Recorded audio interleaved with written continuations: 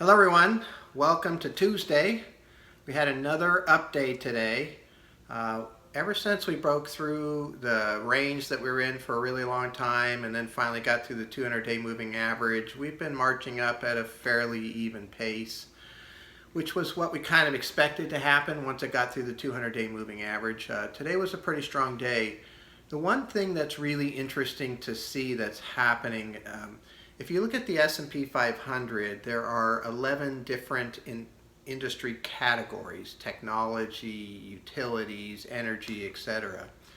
And if you look at those 11, the ones that led on the downside, healthcare, consumer staples, technology, etc., are no longer the ones that are leading here on the upside. So we're now seeing energy and retail, consumer discretionary, and they're doing better than the market right now. Technology still hanging in there, and we have a pretty good section in technology. The problem with chasing after those is that they all did worse in the downturn. And so I really want to stay a bit more conservative here. We're still outpacing the market because we have a couple of areas that are doing well. And I don't want to chase after these other areas and then have the market fall and have those things fall farther again.